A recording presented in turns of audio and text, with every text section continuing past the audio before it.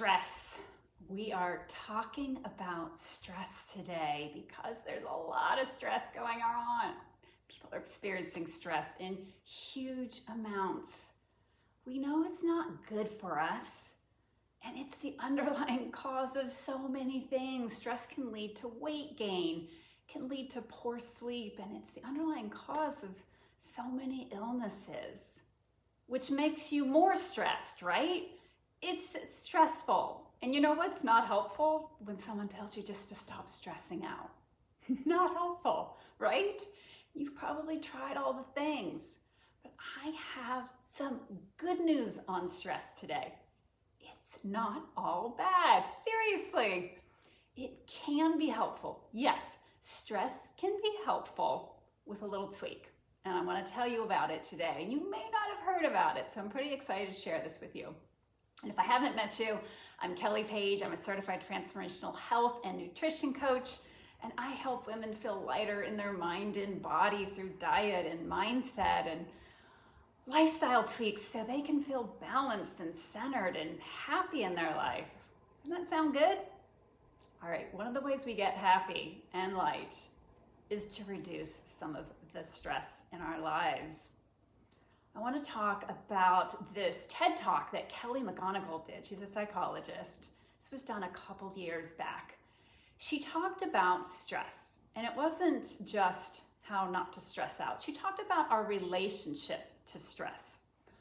They did a study where they followed 30,000 adults in the US, and they tracked them for 8 years. So it's a pretty substantial study, 30,000 adults tracked for 8 years. And all they did is they asked them 2 questions. How much stress have you experienced in the last year? And the second question was, do you think that stress is harmful for your health? And then at the end of the study, they used public records and find out who had died. So people who reported experiencing a lot of stress had a 43% increased risk of dying, 43% increased risk. But it was only true for people who also believe that stress is harmful for your health. People who experienced a lot of stress but didn't view it as harmful were no more likely to die. In fact, they had the lowest risk of dying of anyone in the study, including the people who reported feeling relatively little stress. Crazy, right? So that's over 180,000 people died, not necessarily from stress, but the belief that stress is harmful. According to these numbers, the perception of stress kills more people than HIV/AIDS and homicide. That is powerful stuff. That is the power of the mind. So the big question is, how do we change our perception of stress? How can we think about stress differently so we can feel better? Well, Harvard did a study, and they found out that you can teach people to turn stress into a positive. So when you're stressed, you probably notice you feel anxious, tight in your chest, maybe you don't breathe as deeply, maybe a little sweat forms. They taught people to reframe those feelings that you get when you think that you're really stressed out, and you probably are stressed out. They talked about reframing it to see it as energy, as excitement, helpful for your performance. You know, it's your body amping you up to tackle a challenge. So when people started thinking differently about this, it changed their body's response. They used it to help. And you may have felt this before. Maybe you had a big project at work, or maybe you were training for something and your body's all amped up and it got through and you were excited. It doesn't always work that way, but sometimes it can. If you reframe the way you're thinking about it, like, oh, these feelings, instead of, oh, dang, I'm so stressed out again. Why am I always so stressed out? It's like, oh, wow, I'm excited. Look at this. All right, I got some energy. Let's get this thing done, whatever it is you're stressed about. Another way to reframe and change our perception of stress is to change our body's response. And this way I like is through meditation. You know, I'm a huge meditation fan. I'm a meditation teacher. What this does is it physically slows down your stress response in your body. It helps you get quiet. Now, it's not getting rid of the stress per se. You're not sitting there putting a list together going, okay, here are all the ways I can get rid of my stress. Not judging it. You're just sitting quietly. You're getting into your body. You're getting out of this and you're getting into here. You know, I talk about it a lot. I talk about how you're sitting there and you're putting your attention on your breath, or maybe it's a mantra, something that you're saying. You can focus on an object, like a candle, and you're just focusing, you're watching it. And then you're gonna have a thought. No one said meditation, you're not having thoughts. I have thoughts every single day I meditate. You're gonna have a thought, and then you're just gonna come back. You're like, oh, yeah, having a thought, okay.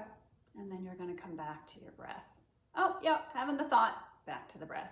So you're building the comeback muscle. You're building the muscle that doesn't get engaged in the thoughts, because it's so easy to get engaged and then to create a story about the thought and then get stressed and, I can't meditate. I can't focus on anything.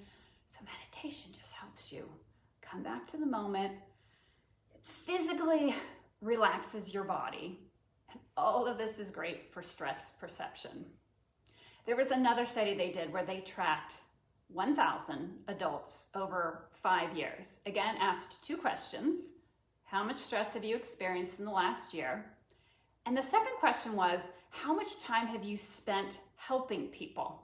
How much time have you spent helping friends, neighbors, people in the community? And then they looked at the people who died after the 5 years. And they found that for every major stressful experience, like financial difficulties or a family crisis, increased the risk of dying by 30%, 30. But the people who spent time caring for others showed no stress increase, zero. So caring for people builds resistance. It's a win-win connecting with someone. Whether you're sharing something for yourself, helping someone else, just being with someone. That is a huge, huge win. You help someone, help yourself. So these are some simple ways to reframe stress. So the next time you get stressed out, don't get stressed. Say, oh, I'm excited. My body's excited. Okay, how can I use this to tackle my next challenge? Or you can help someone. You can connect with someone. And meditation is such a huge one, just to get in your body, get out of your head, slow down the physical sensations that you're experiencing. And gratitude is also one of my favorites for helping with the stress. When you're really stressed, all you're doing is focusing on the negative stuff, and you're probably spiraling and snowballing it. This keeps happening. What am I gonna do if this keeps happening? And then you go to the worst case scenario. Quick way to redo that is, what am I grateful for right now? I'm on Facebook. I'm watching Kelly talk about stress. I have Wi-Fi. I have hopefully a roof over my head. I have a brain. I can think. You have a lot, and it's so easy to focus on what you don't have. So see if you can reframe it for gratitude. All of this will help you with stress. So I hope you found this helpful in relieving a little stress today, this week, this month, this year, because Lord knows we all need it. And if you need any other information, go to tastingpage.com, my health and wellness website, where I have loads of healthy recipes as well as inspiration to live a great and healthy life. Have a great day. Bye.